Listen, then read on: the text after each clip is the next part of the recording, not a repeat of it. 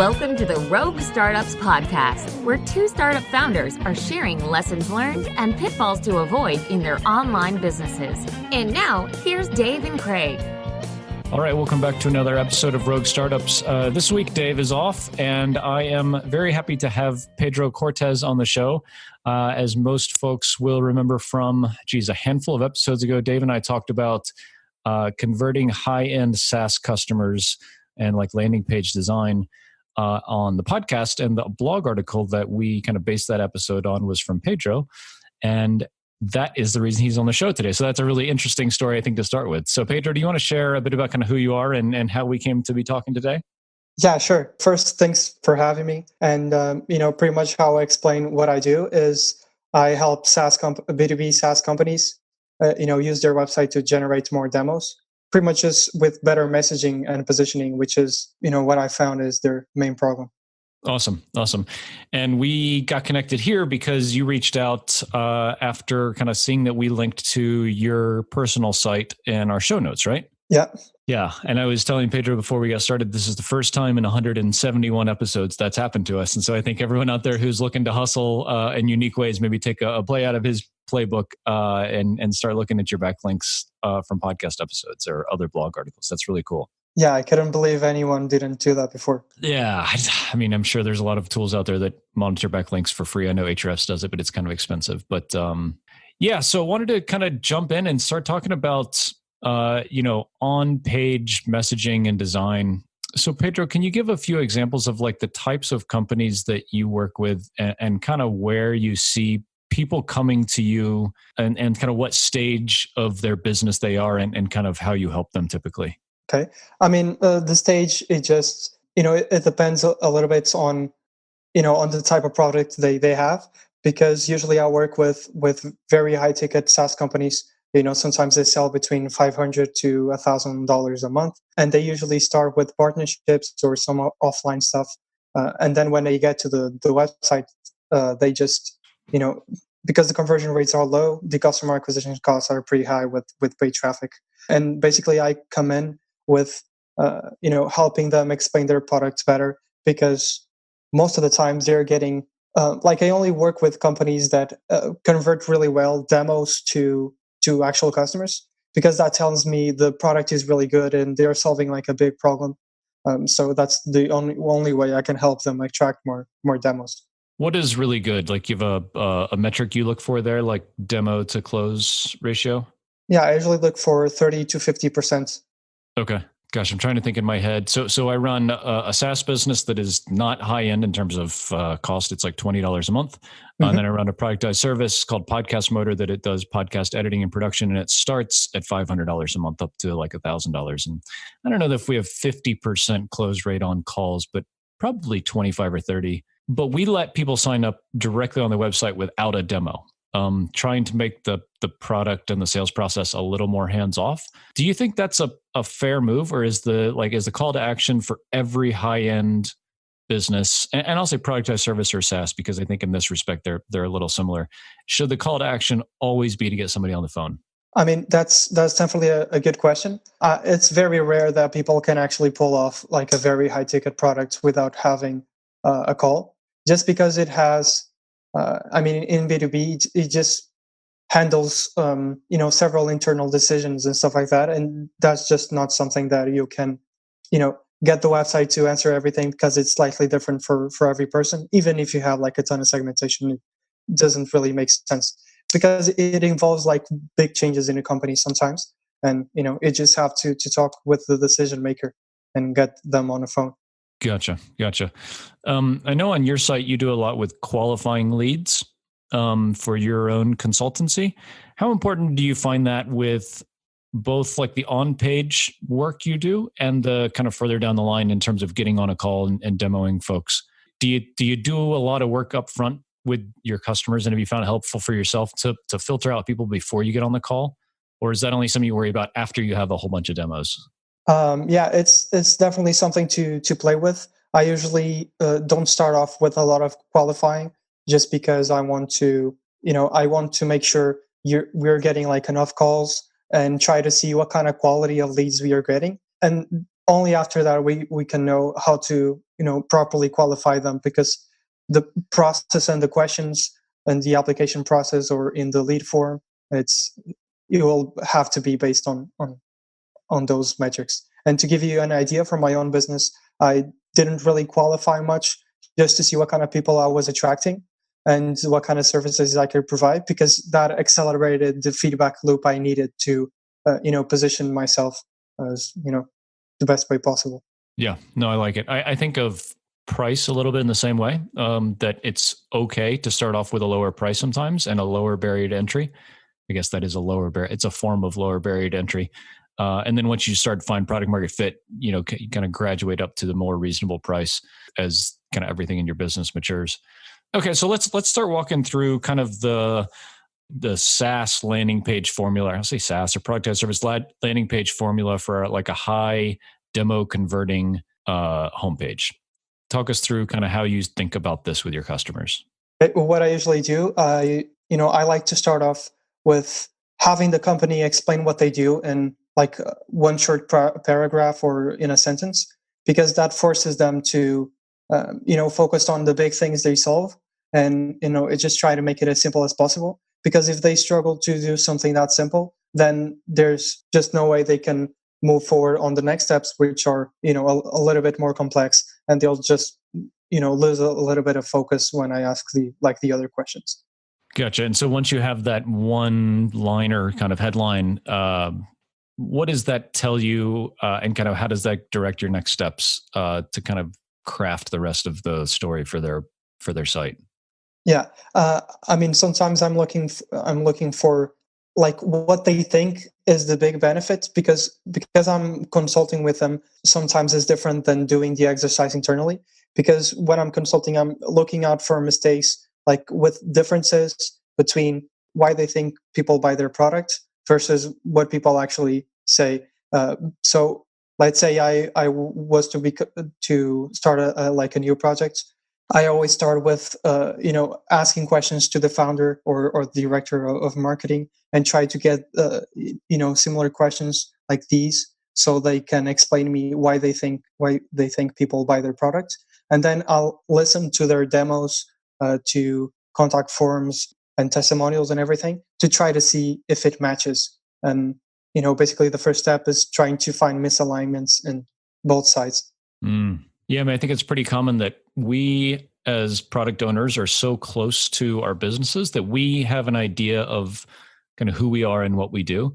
And then someone comes to our website and they don't see that at all. And so we wonder why in the hell we're not getting more leads and more highly qualified leads.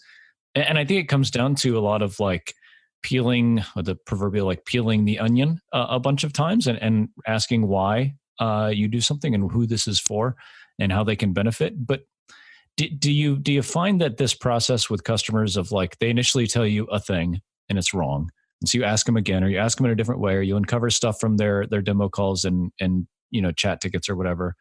Is there like a process you go through to really refine the essence of who somebody is and what they do after that first bit that they tell you? Because it's always wrong, right? I always tell myself the wrong things, or I always tell our team like the wrong thing, and the truth is much different usually, right?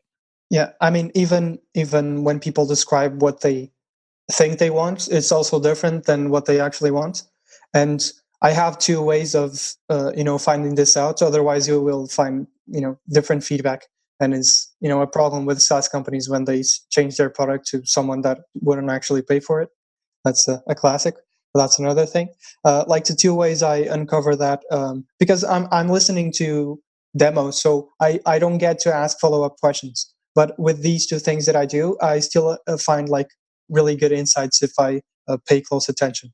So for number one, I look out for where they spend their time, or where they spend their money. So if they're spending a lot of money in let's say managing people, or let's say you're selling like an HR software, if they spend like a lot of money recruiting people or managing them or whatever, then we know that that's a big problem for them, because they're already paying money for it. So we know that that's the kind of people we should listen to, and whatever however they describe their problems and the solutions. And the other thing is, let's say they have like a written testimonial, or they send emails to the support team, or they ask a frequent question and stuff like that. Whoever writes like the longest stuff is because they are more aware of the problems they have. And if they are more aware of the problems they have, then that's the kind of people we want to attract. Because once they are problem aware, then we can just make it solution aware, which is just showing how that product can fix their problem. And then it's fairly easy to convert them. So that's the two things that I'll filter through. And, that's how I attract the best quality leads, because they are at that stage. Yeah. Yeah. Gotcha. So in like the customer funnel, they're past awareness and they have the idea of what the solution needs to be, and just to make sure you're a good fit for it, right? That's what you're saying? Yeah, pretty much. Yeah. In terms of kind of getting on the site and optimizing the, landing page design and layout and stuff like that, what are some things that you typically see or you want to see people do, like on a homepage to get customers going down the right path towards a demo? Okay. I mean, that's definitely like a good question. I have a couple of things that is usually like are the easiest tweaks, but I usually just do more. But like the two like easy wins, let's say, it's one is introducing the problem you're solving.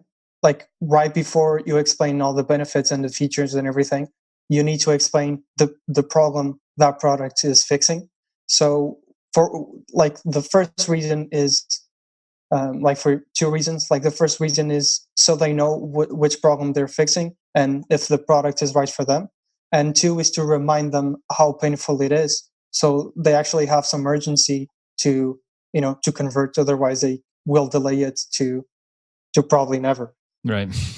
And the second easy tweak that you can do is, I mean, you just position the demo as something valuable. So if I think of your business like the productized one, like Podcast Motor, like you actually ask people to book a call with you, and in your case you can just say, oh, you can book a call with Craig that manages all these famous podcasts. It has a podcast himself, and it's just like the perfect dude to guide you through and to give you some experience. So he's actually pretty valuable to talk to someone like you. And if you position it like that, it just makes it like something valuable and productive, and not really a sales call, which it's a pain in the ass and wasting 32 minutes to an hour. So do you call all of these calls like consultations? I see that a lot, poking around our competitors' websites. It's all like schedule a consultation. Is that the terminology you like to use?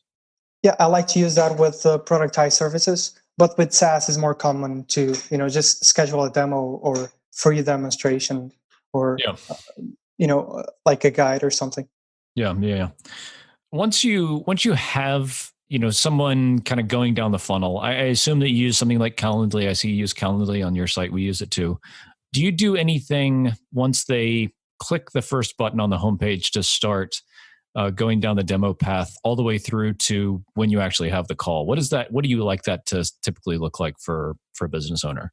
Yeah. Once they click, let's say they're on the homepage and they click to book let's say a demo or something. Like I said, I positioned the demo as something valuable. I mentioned what kind of things we'll talk about in the demonstration and why it's valuable. Maybe we'll find, some mistakes. Maybe we can help them with some things. And then we'll basically show how the product can fix those. Just, nice and casual.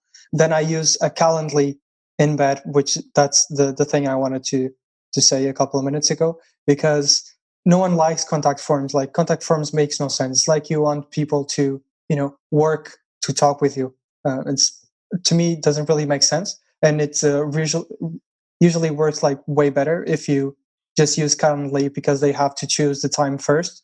And once we get that out of the way, you ask the qualifying questions. So it usually converts better with like a simple Calendly embed. Gotcha. So you put a Calendly iframe right on your site. You don't ask for any information before they can book a time? No, I don't. Because when you actually go to confirm it, you can only actually book a call if you answer the questions. So Okay. it works like the exact same way. Okay. After somebody has booked a time with Calendly. I know Calendly, depending on if you have like Calendly Pro or Business or whatever, there's different kind of features of follow-up and pre-call questionnaires and things like that. Do you do that, or do you put somebody into like an autoresponder sequence or anything like that, or do you just wait for the call and then have the call with them? I mean, in my case, I only ask the qualifying questions. For me, it's enough. And for the clients, is usually like having some reminders.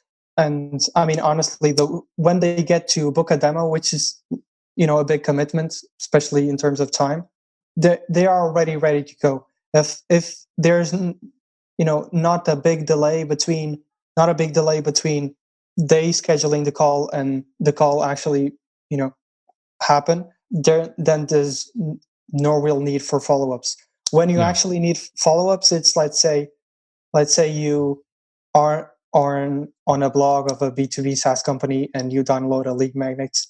You can have like a email campaign to book a call. That's really useful, and that's something that I recommend as an alternative call to action. But when they actually schedule a demo, is not really a problem, because the percentage of no-shows is usually not that big once everything is optimized.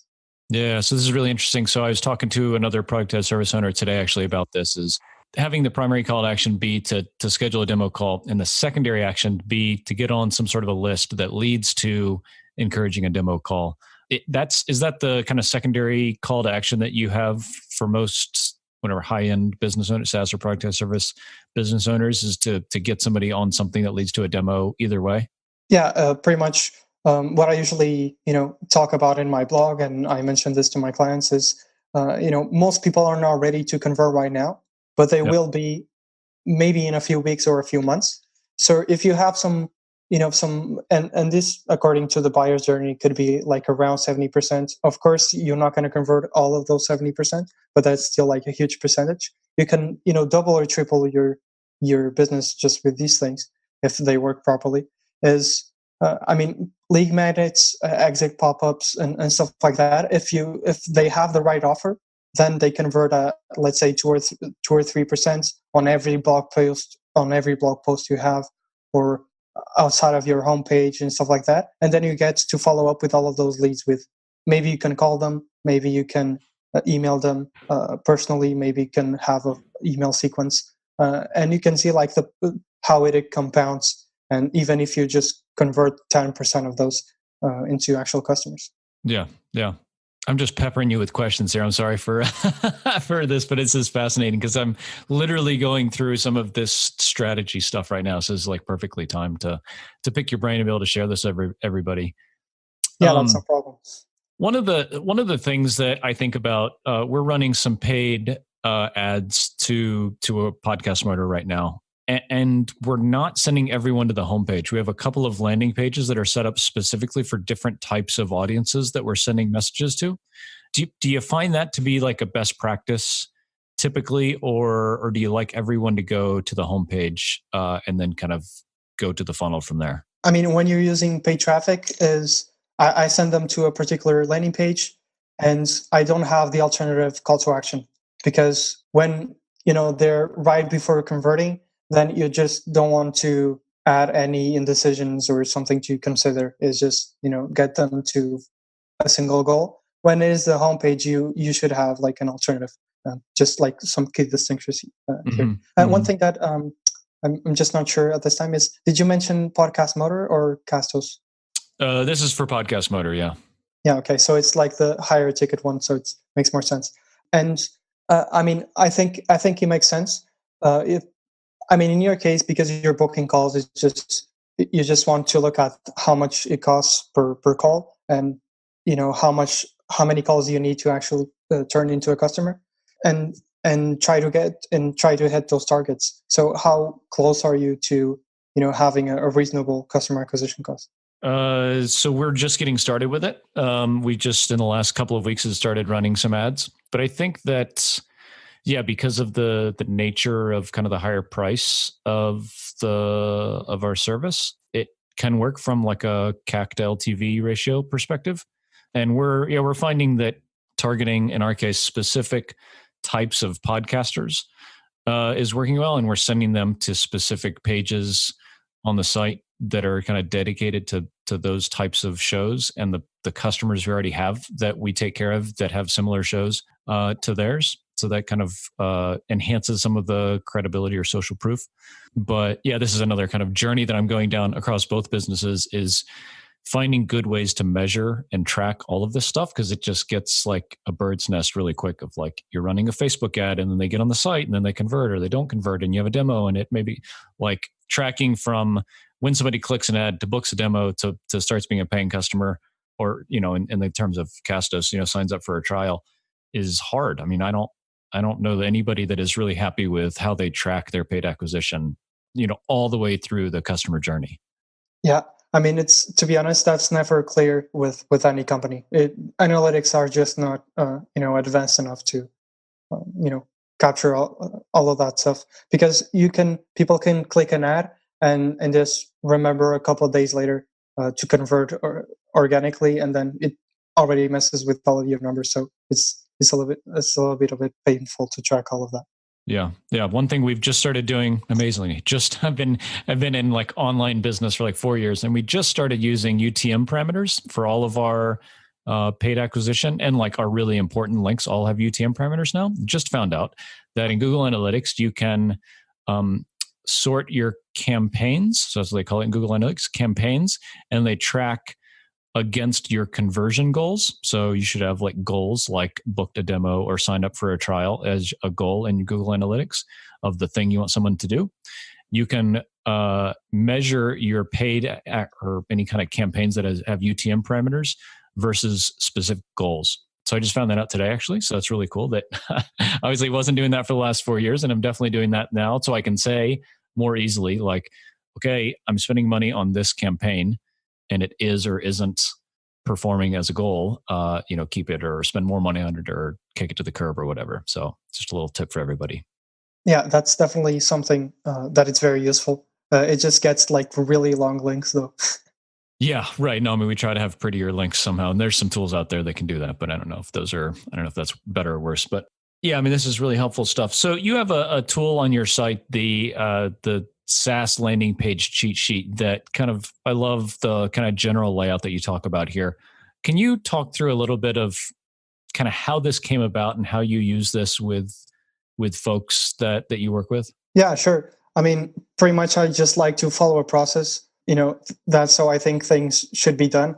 I think, having different ways of doing landing pages that are not, similar, or they don't follow like a formula, it doesn't really make sense, because then the website wouldn't be consistent. You wouldn't be able to compare campaigns properly, because landing pages would be like a very big variable. So I mean, that's just how I like to work. I like to create big processes, and I like to make it nice and predictable. And what I did is I just studied direct response marketers, like amazing comp providers, the best ones of all time. And I mean, human nature doesn't really change. The way you sell products is not really changed, besides like the medium on how you target them. So what I did is I just studied those guys. They knew what already worked. It still works. And I used their copywriting formulas. In that case, I use Dan Kennedy's PSA formula, which is like it's PAS formula, because it's problem, agitate, solution. And I just made a more complex version of that, so it was more actionable. It was specific for SaaS products. Gotcha. No, I love it. We'll link to this in the show notes, because I mean, I look at SaaS landing pages a lot, and this follows kind of the formula I see that I like as a connoisseur of SaaS landing pages. And I think this is nice. I mean, I think that it's interesting to talk about not, I'll say, bucking the trend or doing something different from what other people do.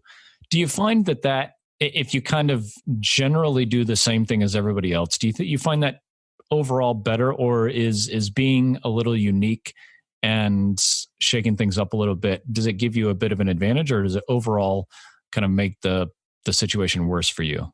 And in what sense do you mean this? Like for my website or for clients' websites? I guess both, but I was talking more about for your clients. I mean, is sticking to the same formula as everybody else does a good thing, or do you think that being a little unique is good? And I ask because, like, in the blog article that you mentioned like kind of specifically like not trying to be like Intercom or whatever, because they talk to a different audience, to have a different value proposition and stuff like that. Where does that differentiation come in? I guess is what I'm asking. Where should you be different than a lot of this other stuff you see?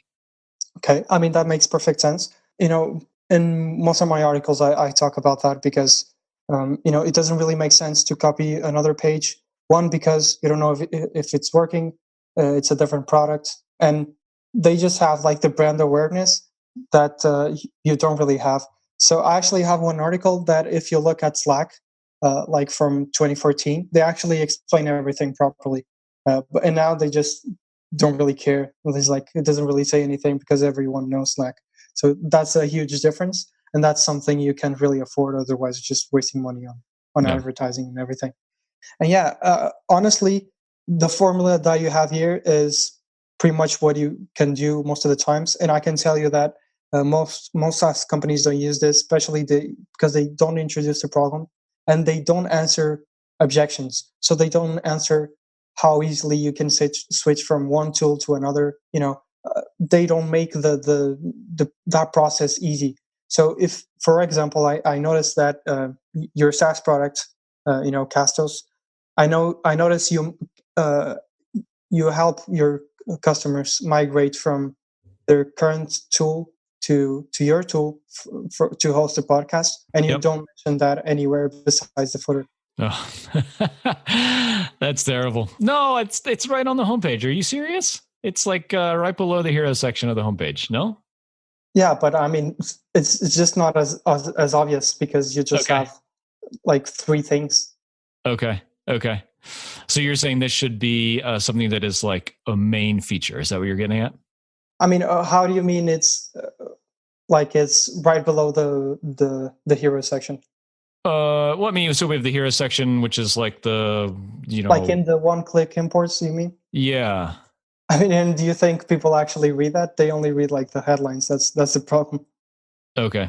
Yeah, I mean, I guess this is also like a feature instead of a benefit, right? So like, what does one-click import mean? But they could, the idea really is like move all of your podcast content from another provider, right? That's like the more appropriate term. Yeah, I mean, that would be, if you just wrote that literally, it would be like way better than what it is right now. Because if they, let's say they come to the pricing part of the page, you can just say, hey, I know you're probably using a tool which is like a mess. We help you migrate, and now you can, manage everything with one click in one tool. Yeah. So you can see how easy the transition is, because I mean, people are just browsing around, and that's probably the biggest concern they have. And this applies to most the clients I have. I can tell you that, let's say 80% of all of the projects I do, the main concern or objection people have is setup time, migrating issues, or onboarding, support. That's 80% of all of the objections they have. And the weird thing is I usually work with the industry leaders for that particular industry, and they usually have like amazing support. So you imagine how easy it is to just show how good the support is, and make it like a very easy switch. And that's something you could totally do as well. Yeah, I mean, it is really, actually, we were recording this episode the day we just released a pretty big feature around this. So yeah, we're pretty big into this being a competitive advantage for us, is to make it easy for people to switch to our tool. So yep, good call to make that more prominent on the website. So this brings up an interesting thing, is we talked a little bit about analytics around like customer acquisition, generally, not necessarily paid acquisition before, but can you talk through how you like to see customers structure their tracking and attribution? And I know this is a big old huge topic, but just kind of generally the things people should be doing to track their customer acquisition journey and cost. Okay. I mean, to be honest, the simpler you make it, the easier it is to notice the mistakes. So like you pretty much just want to look at a few metrics. You want to look at how much it costs to get on a call, how much it costs to acquire a customer, how well do you convert like from a demo to a customer, how many leads you're getting from all of the other pages, let's say your articles or whatever content you have. That's the kind of things you need to focus on, because the thing about analytics is it just tells you the problems. Oh, it just says like, oh, like 80% of people look at this page and they don't really convert. And I mean, the problem could come from the previous page where it has like a misalignment in expectations. So that's why I like to focus so much on listening to what people actually say, because they'll tell me everything I need to know. They'll tell me everything that's wrong, because that gives me the solution, and the analytics just tells me what's wrong. So I just look at what's wrong, what pages I need to convert to optimize, and then I just look at what we can do and what things are missing when I listen to the demos. Awesome. I agree. Analytics is a very hard thing to get 100% right. And I think for me, for both businesses, we're just starting to get a better sense of the gist and the big picture of both of them. And I think even that, like you said, it just kind of points us in the right direction to say like, this is a problem and we have to go figure out what the problem is. But at least we're getting an idea of like, the problem is in step 2 of the journey, not, we just have a problem. It's nice to know that at least, people are getting here and this is where they're dropping off. We can go address that. And then, I call it like whack-a-mole. Like you fix this problem and then there's another problem somewhere else, you go fix it and all this kind of stuff. But no, that's really helpful. So Pedro, did you have anything else you wanted to talk about before we wrap up? Probably the thing we can touch on is the step before we even get to the messaging, which is the positioning side of things, because SaaS is getting really, really competitive. There's some really competitive, products out there. Let's say the CRM market is like super competitive. Getting ads to work is just a nightmare because everyone's trying to do the same thing. And positioning yourself as the best solution and as a unique solution is definitely like a huge step before you even get to the messaging. Who have you seen kind of do that well? Or what does that really, I don't want to say what does that mean, but what does that mean practically? Like for someone to differentiate themselves from the rest of the people in their space, like the CRM space, right? So it's calls.io and not Pipedrive or whatever. What does that look like in practice for someone to successfully differentiate themselves? Yeah, in practice, it's probably just looking at who's bringing the most revenue is usually the best case. Like you look at all of the customers you have, the industries you have and everything, and you look like who's bringing the most revenue, which one is like the easiest to sell, because that indicates like the problem is bigger for them, and that's why it's easier to sell. And you just focus on that industry. You focus on a particular process. Let's say one big is not the ideal example, but it's probably easier to understand, is productivity tools. Like to-do lists and stuff like that. Yeah, there's just like way too many of them. And if you look at the successful ones, they all follow the differentiation is the process they follow. So if you look at Todoist, they follow the getting things done process that has sold millions of books, and they just promote themselves as the tool that can follow that process. If you look at Trello, they follow that Japanese process, because I don't really remember the name. Kanban. So yeah, that's probably it. And I mean, they're actually positioning themselves and the way they actually designed the app and everything. And I think that really shows in their success. Yeah. And I mean, I think it's tough. I think as you said, it's getting more and more competitive, and the things we do from a product perspective and from a company and a culture perspective and messaging, like maybe even before messaging of the product and how it relates to the customer is important.